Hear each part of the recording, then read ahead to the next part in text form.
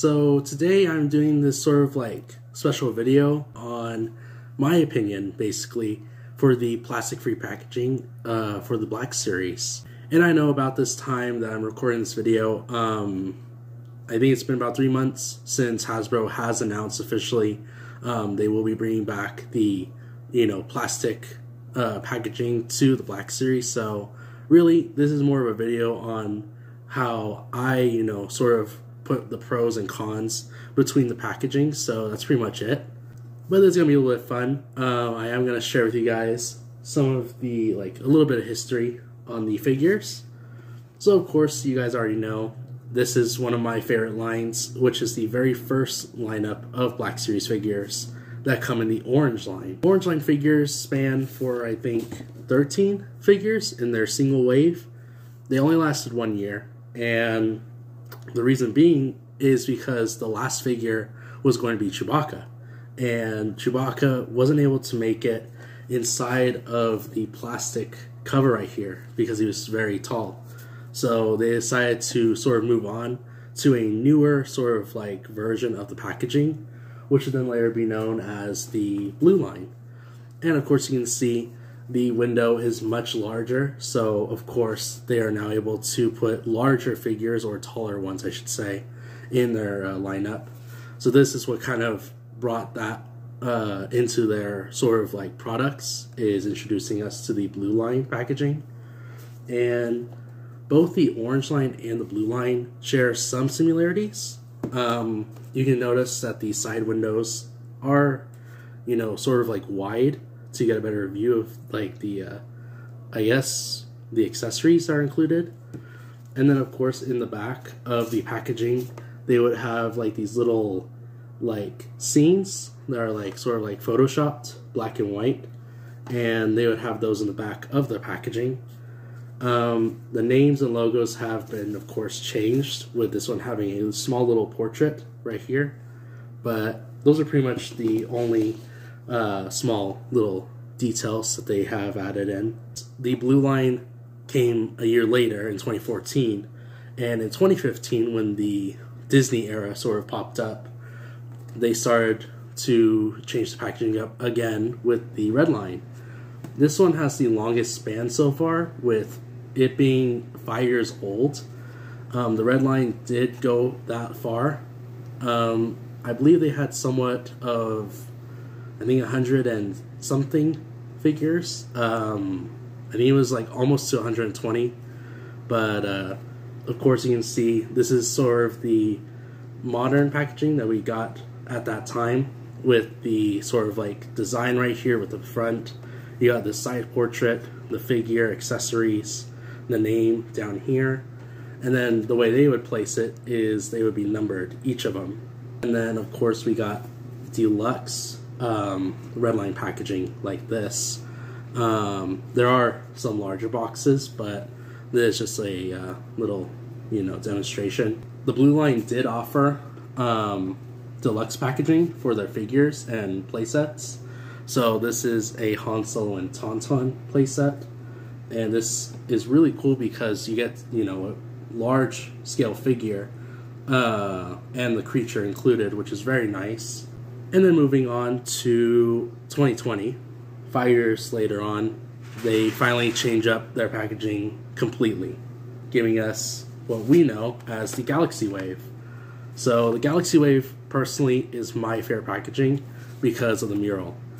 So like I say in every one of my reviews, by adding more figures from the same lines, you can create a mural.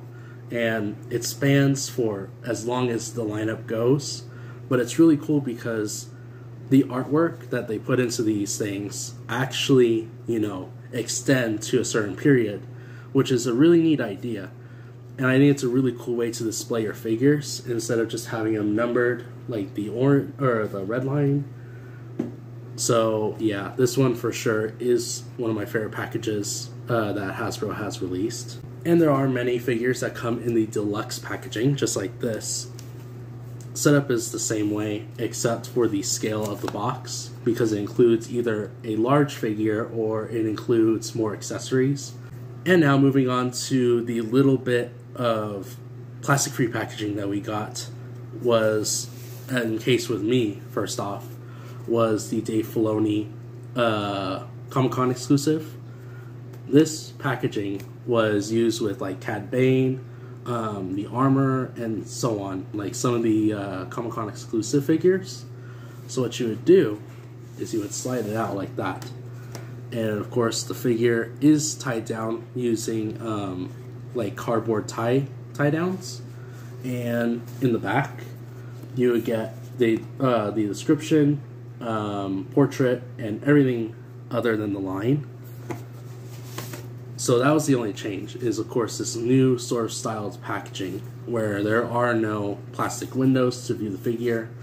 Instead it uses a mechanism using rubber bands to pull in and out the figure. But the big change was when they released the sort of like Galaxy Wave 2.0 packaging, which is the, of course, plastic-free packaging. And you'll notice that because there are no plastic windows at all in the box. You'll also notice that there is a plastic-free packaging sticker down here. And then, of course, everything is similar, but of course you don't get a big portrait anymore. You get a digital render of the figure that is included. The same as in the front as well. And then, of course, they did do Deluxe, which are almost the same size, but smaller than the Comic-Con exclusives. Use the same setup, digital render right here, and then of course it has the small little description or little visual look of the figure that is included and the accessories. Now, of course, in my opinion, you know, if it comes to choosing one or the other, obviously I'm going to choose the Galaxy Wave with plastic packaging in it. Because as a collector, I like to see my figures. I like to make sure that the figure is in there, and I don't want to, you know, get surprised, come back home, and then end up with something entirely different or something, you know, completely random. One thing I will say, and this was something that surprised even me, is this figure, the B1 Battle Droid from the Gaming Greats. It's a GameStop exclusive. The thing that makes this packaging very unique and different from the rest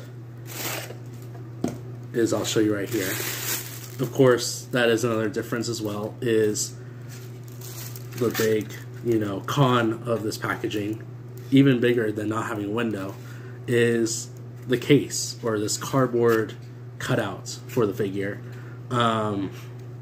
There's no way to store the figure unless you wrap him up in wrapping paper again, and then somehow tie him back down without him being loose and being in the box. But then, that's when this packaging came in. Look at the design.